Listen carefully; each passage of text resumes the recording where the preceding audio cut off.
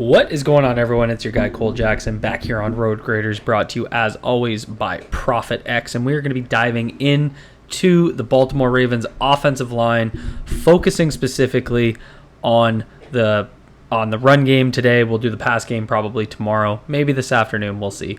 But I want to kind of dive in and really take a look at some of the issues. Derrick Henry obviously having an insanely uncharacteristic output in terms of rushing yardage, is lowest as a Raven, 23 yards on 11 carries. But just to kind of jump into a couple things for context. So on the right-hand side was Next Gen Stats Fantasy Preview. They always put out these really helpful tips. And we're looking about 5 lines down. So looking at last week, the Browns...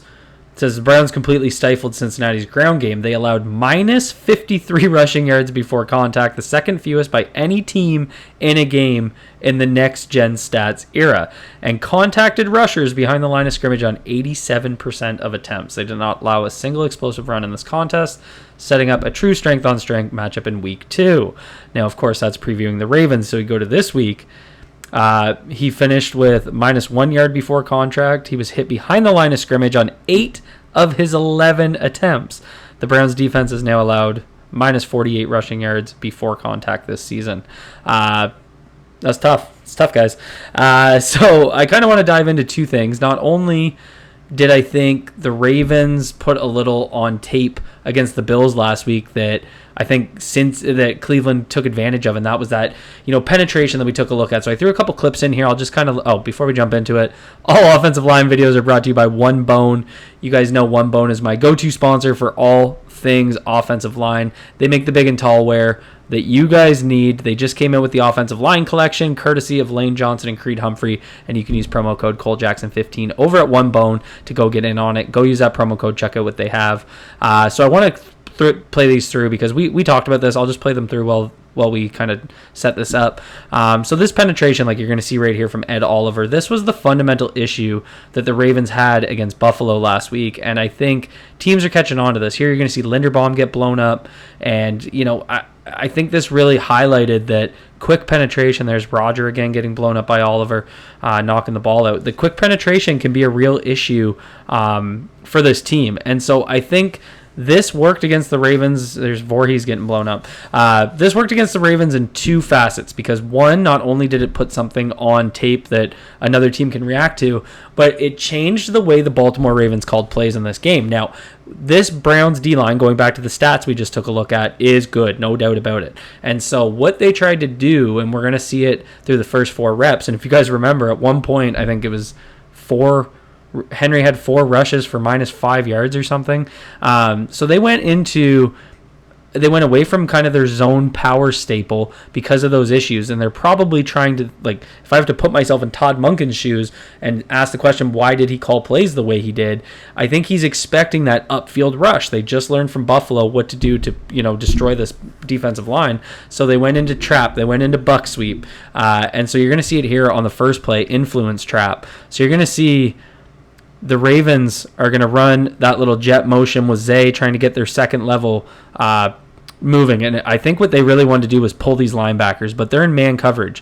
So as that man defender come, which is Grant Delpit on Zay Flowers, no linebacker shift. And this is really important because you're going to see Devin Bush come in and blow this up. And so what the Ravens are trying to do in this play, and I'm calling it influence trap. We've seen them run a variation of traps. I think it's always hard to kind of figure out their run calls because some of them will have so many rules, and one guy will go, maybe into the second level first letting someone unblocked, and it's all based on rules, based on pre-snap alignment, all of which I don't have the playbook, I don't have access to. I'm just going off my best guess of my knowledge.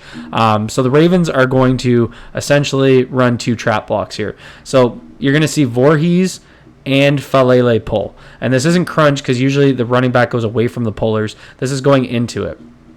There's two kind of pieces that make this run play fail. So the first is Roger Rosengarten's man in this. Falele is going to pull down. Rosengarten is going to pull into the Mike linebacker.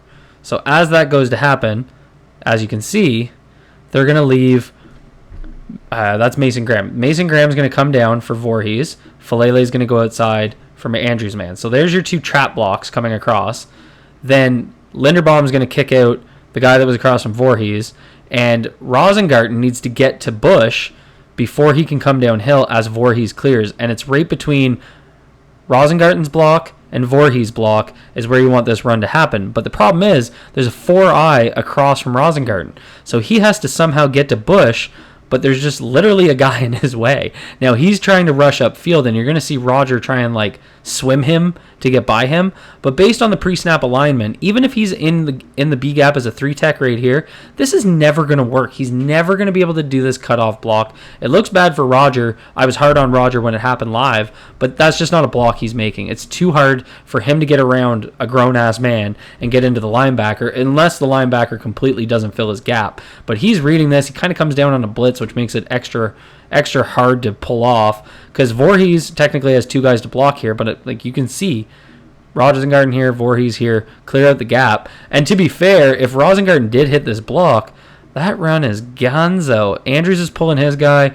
You got seals here from Stanley and Linderbaum, so I understand the design, and they're trying to take advantage of those upfield rushers, but there's just no way Roger is getting there, and I wouldn't even give him a negative graded play there. Like, that's just impossible. So Henry gets 1, makes the best out of nothing. Then they go to a buck sweep. Buck sweeps are fine if you're athletic and you can really push the ball to the sideline, and I think we're going to talk about the toss play here later. Obviously they're trying to get the ball outside, and I think that makes sense. Look at how stacked the box is. And I mean, they have 2 tight ends in here. Wallace, you got Zay motioning here, so the whole Browns defense is in the box, and so they're trying to push this out to the edge. So they're going to motion Zay across, motion Zay back, and again, they're trying to get that second unit to pull. They want to move those linebackers to the wide side, and they're going to run Buck to the weak. So you're going to see Stanley and Linderbaum and Falele as both pullers. In order to do that, it's a pin and pull buck sweep. So you need Roger to drive this guy off the line, and he has to be driven because you need to clear these pull paths. And then essentially what needs to happen is Falele needs to come down, kick out this backside edge, and then Tyler becomes your lead blocker. But the problem is Roger doesn't take care of his guy who gets into Linderbaum's pull, and Falele doesn't move his guy anywhere, and Henry runs into the back of him. So these just aren't working, right? Because even right here, like, you can see the way, just like the last play, you can see the way this is supposed to set up.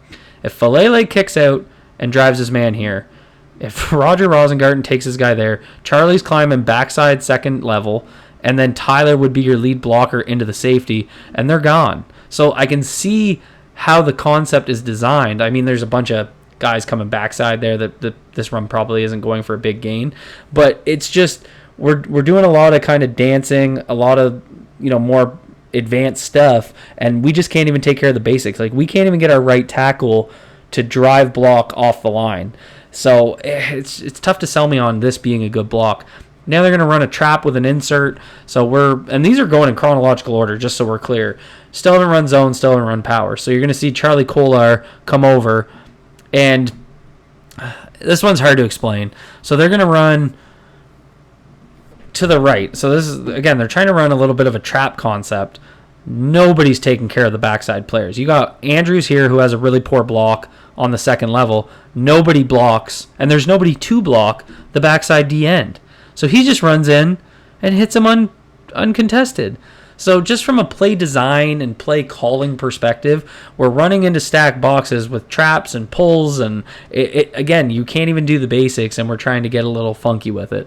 So then we get into this play. This is the fumble, so it did go for like an 8-yard gain, and I want to stick with the theme and stick in chronological order because this will be the fourth run play.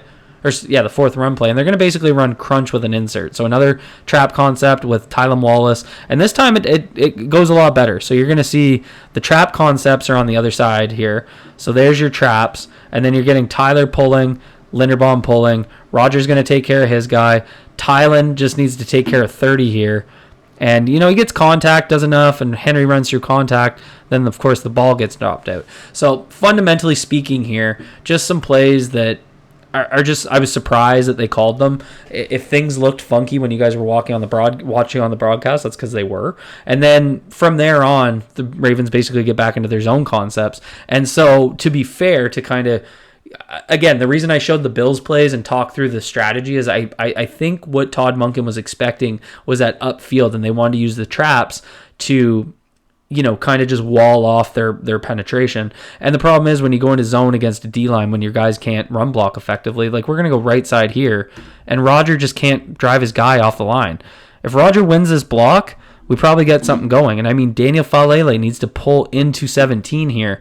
This play actually sets up pretty well to the wide side. But Roger loses his block. He gets driven back.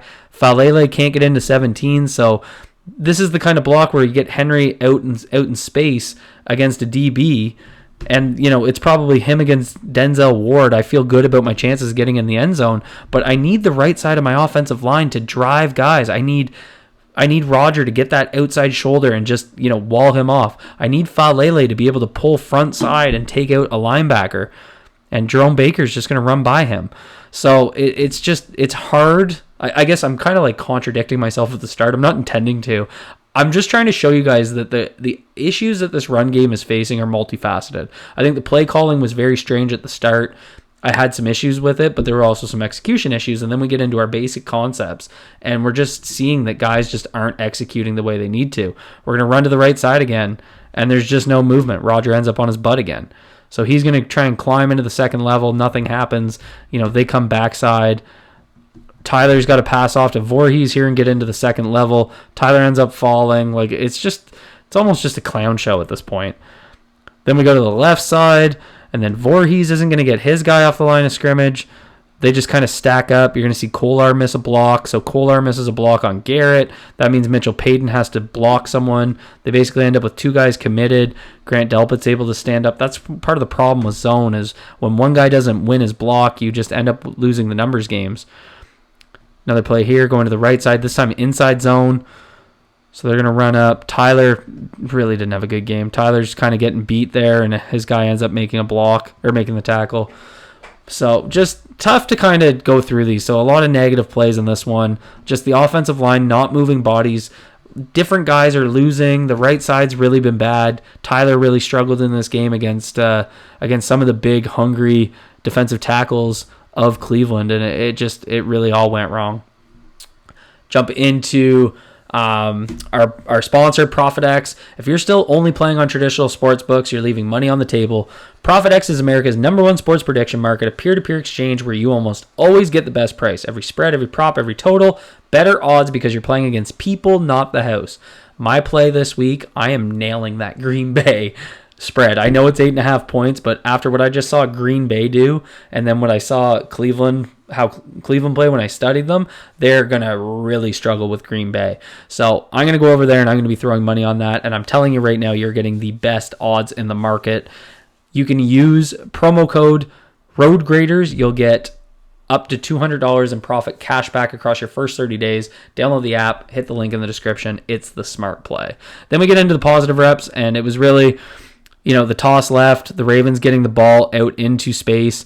That's what I thought they needed to do a little bit more of. But again, when we talk about execution, look at Ronnie out there climbing into the second level on Devin Bush and taking him for a ride. Mitchell Payton making a nice block there. Henry, running through contact. They're going to go back to the left side here again. Ronnie getting into that second level. Mitchell Payton making a block. If Henry doesn't trip there, I don't know. He's probably going to make a nice play on the safety, but he kind of gets tripped up. And then one play they did have that I thought went pretty positively was, again, and it's I'm not asking for that much. I need guys to make blocks. So Roger against 94 here, Mason Graham.